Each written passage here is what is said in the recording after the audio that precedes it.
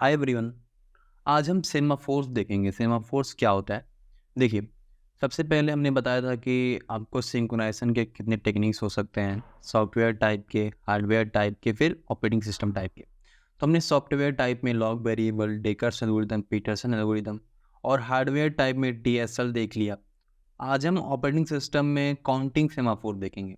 फिर उसके बाद कल हम बाइनरी सेमाफोर देख लेंगे। ठीक, तो देखिए, ये सेमाफोर होता क्या है और इसका यूज़ क्यों करते हैं? सेमाफोर बेसिकली आपका एक वेरिएबल होता है, इंटीजर वेरिएबल होता है, ठीक ना? मान लीजिए कि अगर आपके पास एक यस वेरिएबल है। यस क्या होता है? यस एक इंटीजर होता है, ठीक? इस इंटीजर को आपके पास जितनी प्रोसेस हैं, आपको जितने प्रोसेस सिंक्रोनाइज़ करने हैं, सभी प्रोसेस यस इंटीजर को यूज़ कर सकते हैं, ठीक ना? इंटीजर बेसिकली ऐसे यूज होता है प्रोसेस के द्वारा कि एक समय पे इस यस को एक ही प्रोसेस यूज करता है, मतलब कि ये म्यूचुअल एक्सक्लूसिव ऑर्डर में सारे प्रोसेस एस को यूज करते हैं और इस यस को ऐसे यूज करते हैं कि प्रोसेस आपका सिंक्रोनाइजेशन अचीव करता है, ठीक ना? इसमें देखिए क्या होता है। इसमें क्या होता है, एक डाउन फंक्शन होता है। क्या होता है? डाउन फंक्शन होता है। इस डाउन फंक्शन में मान लीजिए सेमाफोर आपका जो इंटीजर था उसको हमने पास कर दिया, ठीक ना? ये डाउन फंक्शन और अप फंक्शन, ये दूसरा क्या होता है? Up function. इस अप फंक्शन में भी हम सेमाफोर एस को पास कर देते हैं। ये दोनों क्या होते हैं? फंक्शन होते हैं और ये आपका सेमाफोर में कोड होते हैं। हम इसको आगे देखेंगे, इसके कोड को भी देखेंगे और समझेंगे। पहले आप समझिए डाउन अप होता क्या है। देखिए, अगर मान लीजिए कोई प्रोसेस P1 है, ठीक ना?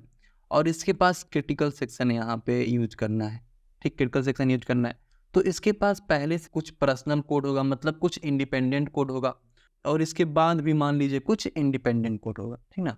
तो इस क्रिटिकल सेक्शन को यूज करना है।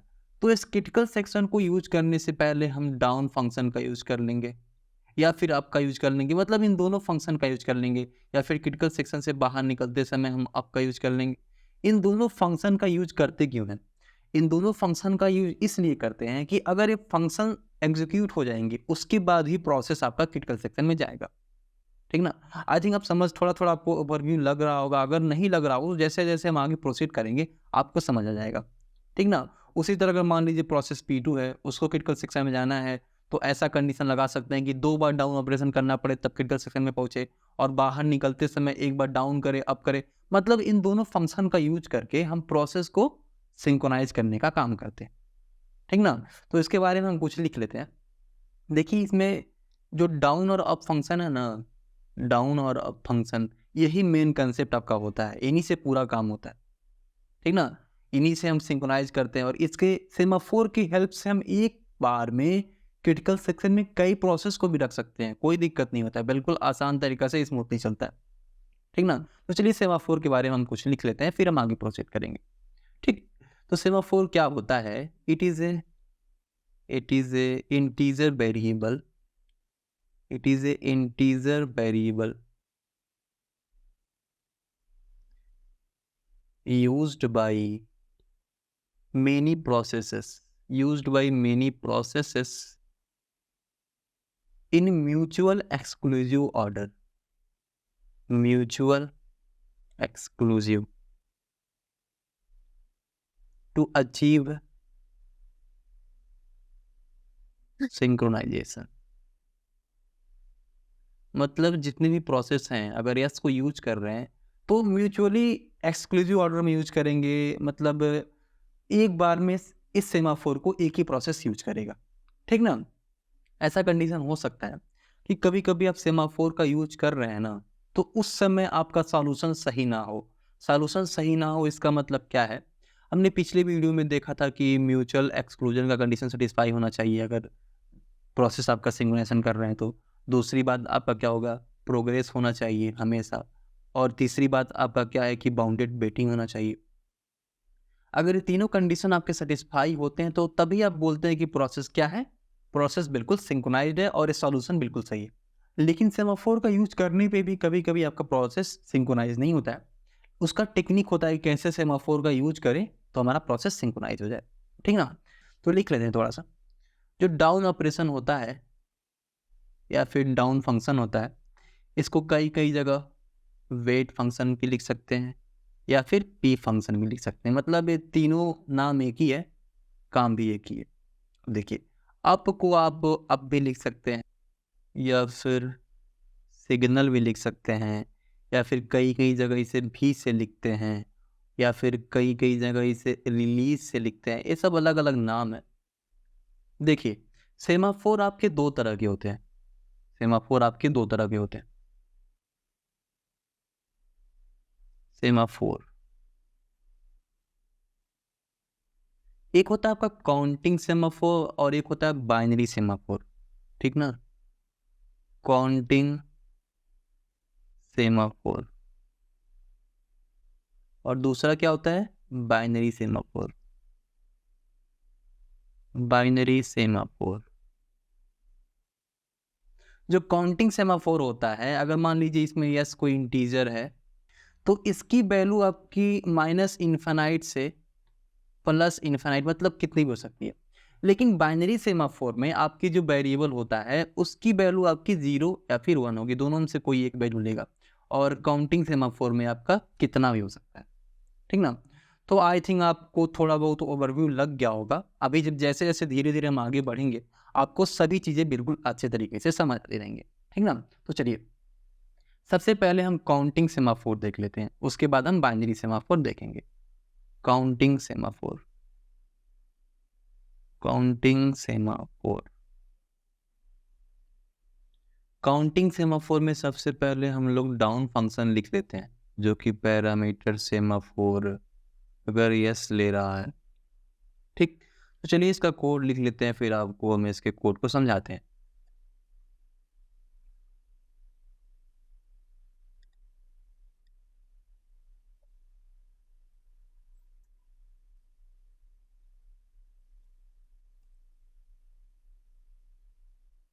देखिए अगर हम यस वेरिएबल को पास करते हैं जो कि सेमाफोर है, इंटीजर है, और सबसे पहले उसकी वैल्यू को घटाते हैं, अगर वो वैल्यू आपकी 0 से कम हो गई, ये आपका 0 है, अगर ये वैल्यू 0 से कम हो गई इसका मतलब जो प्रोसेस है उसे ब्लॉक कर दिया जाएगा।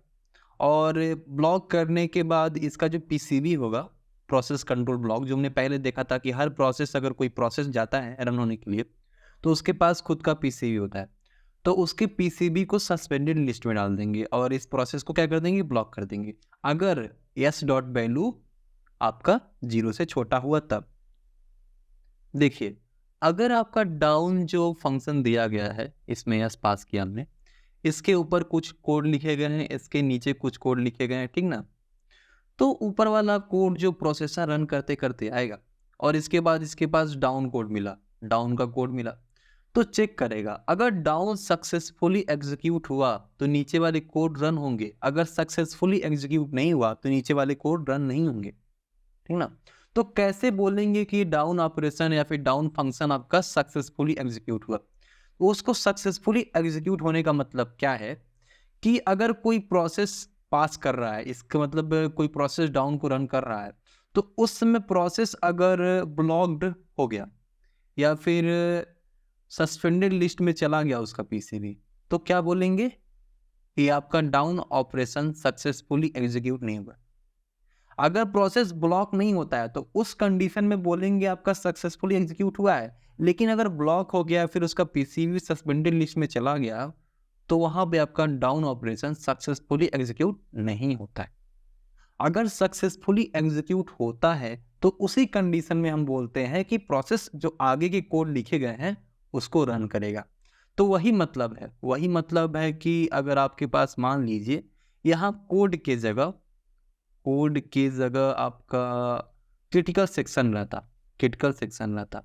तो डाउन ऑपरेशन सक्सेसफुली एग्जीक्यूट होता तो उसके बाद क्रिटिकल सेक्शन में जाने का मौका मिलता। अगर डाउन ऑपरेशन ही नहीं होता सही से तो क्रिटिकल सेक्शन में जा नहीं पाता। तो इसी तरह हम यूज करते हैं, उसको हम आगे देखेंगे।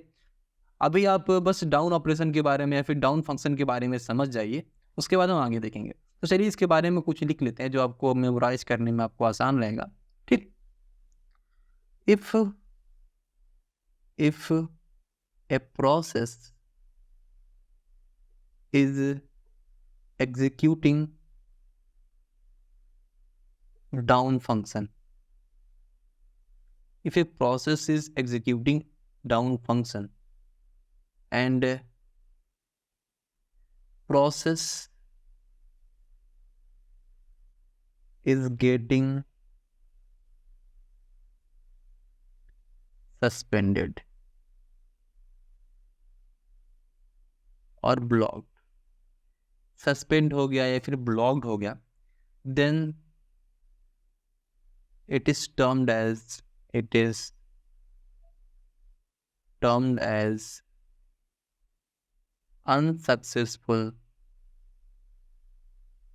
unsuccessful down operation. ठीक ना. अगर आपका जो प्रोसेस है डाउन ऑपरेशन को रन कर रहा है उस समय ब्लॉक हो गया फिर सस्पेंड हो गया, तो उस कंडीशन को क्या बोलते हैं? Unsuccessful down operation. If there is unsuccessful operation, if there is unsuccessful down operation,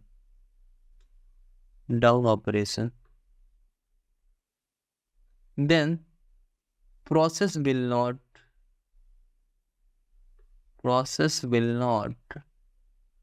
continue further execution in the code. हमने आपको पहले बता दिया था, अगर डाउन ऑपरेशन आपका सक्सेसफुली एग्जीक्यूट होता है तो आगे वाले कोड रन होंगे, अगर वो सक्सेसफुली एग्जीक्यूट नहीं होता है तो आगे वाले कोड रन नहीं होंगे. ठीक ना. तो आगे हम कुछ और लिख लेते हैं. अगर ये तो हमने अनसक्सेसफुल के बारे में लिख लिया, अगर सक्सेसफुल के बारे में लिख लेते हैं. If process performing down operation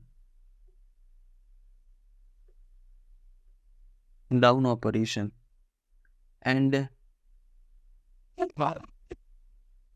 it is not suspending, मतलब ये सस्पेंड नहीं हो रहा है, then it is termed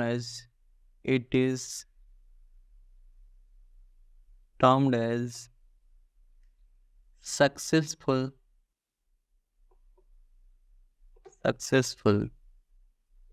down operation. अगर प्रोसेस आपका सस्पेंड नहीं होता है, डाउन ऑपरेशन को रन करता है, मतलब डाउन फंक्शन को रन करता है, तो सस्पेंड नहीं होता है, इसका मतलब सक्सेसफुल एग्जीक्यूशन हुआ है. और सक्सेसफुल एग्जीक्यूशन हुआ है तो इसका मतलब क्या हुआ? आपका प्रोसेस आगे की कोड को रन कर पाएगा. तो लिख लेते हैं, if successful execution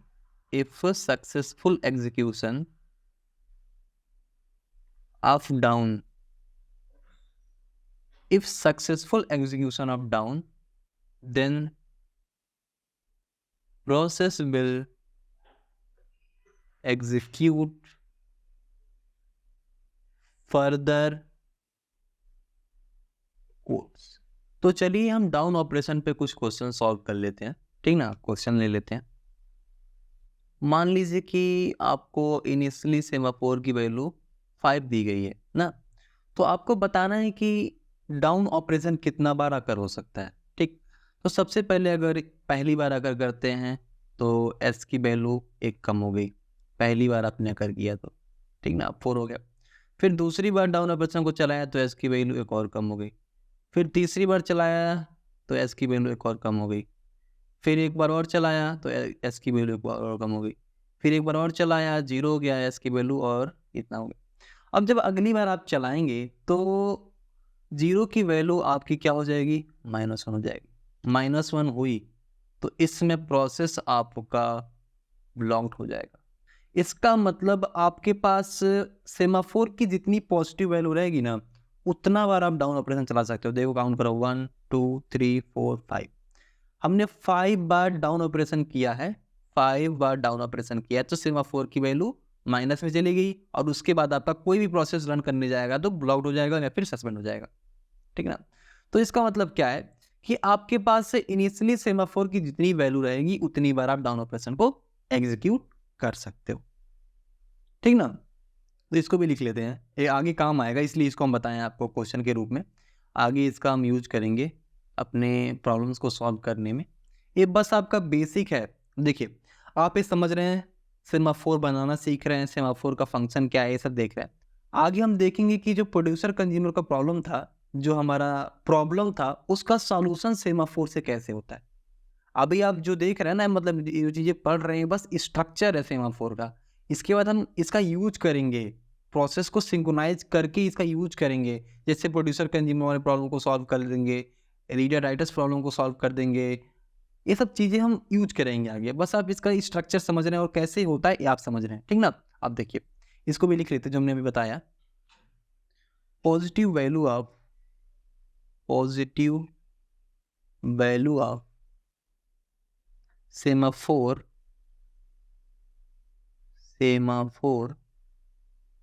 indicate number of successful down operation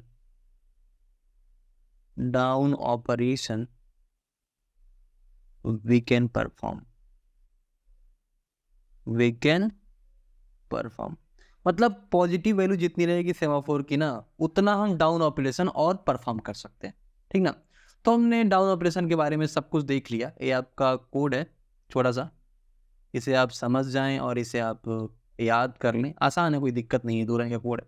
इसे आप याद कर लें तो आपका डाउन ऑपरेशन क्लियर हो गया। और डाउन ऑपरेशन सक्सेसफुल कब होता है? जब कोई प्रोसेस ब्लॉक नहीं हो या फिर सस्पेंड लिस्ट में ना जाए, तब सक्सेसफुल होता है। और सक्सेसफुल हुआ तभी डाउन ऑपरेशन के बाद जितने कोड लिखे गए हैं वो आपके रन हो पाएंगे, ठीक ना। अब देखिए, इसके बाद क्या है आपका, इसके बाद चलिए हम अप ऑपरेशन को भी देख लेते हैं, ठीक ना।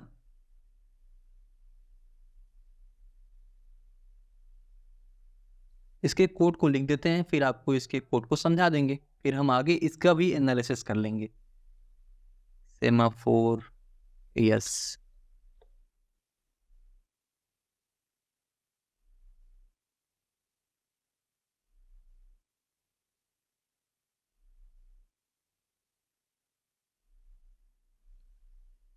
देखिए, अगर कोई प्रोसेस इसको रन करता है, अप ऑपरेशन को रन करता है, तो सेमाफोर की वैल्यू जाती है और इसकी वैल्यू सबसे पहले 1 से इंक्रीज होती है, ठीक ना। 1 से इंक्रीज हुई, अगर 1 से इंक्रीज हुई 0 या फिर 0 से छोटा हुआ, तो सस्पेंडेड लिस्ट से आपके प्रोसेस को निकालेंगे और उसको बाहर कर देंगे, ठीक ना।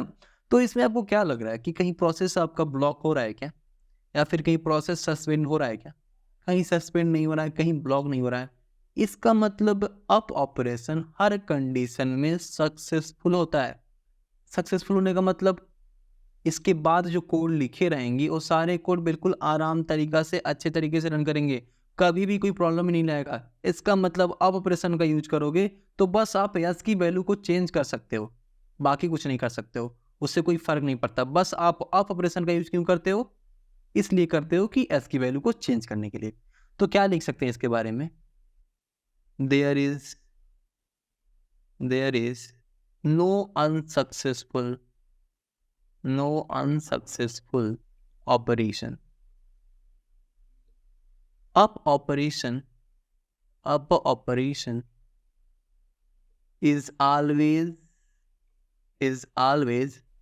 successful।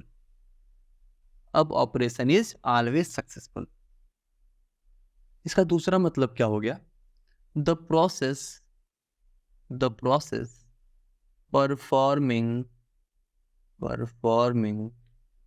अप ऑपरेशन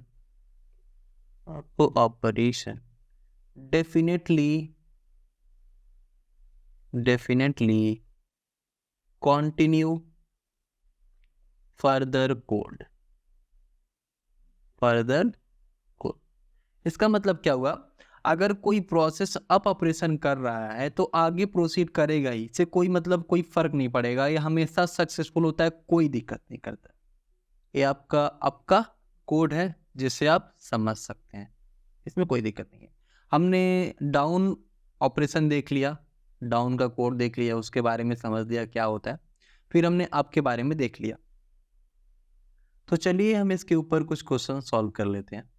ठीक, अगर मान लीजिए आपका क्वेश्चन दिया गया है कि कोई सिस्टम है और उसमें सेमाफोर की इनिशियल वैल्यू मान लीजिए 17 दी गई है, ठीक ना। And after this we are performing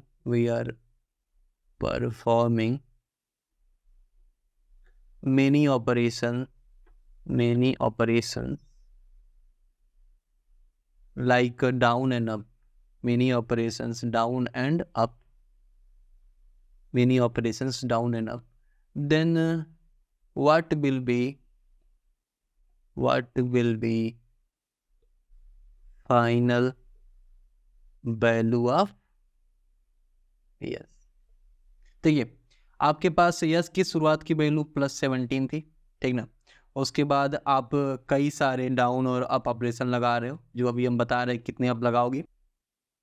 23 आपने डाउन ऑपरेशन लगा दिया, फिर 14 आपने अप ऑपरेशन लगा दिया, फिर से 8 आपने डाउन ऑपरेशन लगा दिया, 9 आपने अप ऑपरेशन लगा दिया, फिर से आपने 3 डाउन ऑपरेशन लगा दिया। इतनी चीज़ें परफॉर्म करने के बाद आपको बताना कि फाइनली एस की वैल्यू क्या हो जाएगी। आसान सा क्वेश्चन है, आप इसे वीडियो पॉज करके सॉल्व कर सकते हैं, ठीक ना। देखिए फाइनल वैल्यू कैसे निकालेंगे। फाइनल वैल्यू शुरू में आपके पास 17 था, फिर 23 आपने क्या किया, 23 आपने डाउन ऑपरेशन लगाया।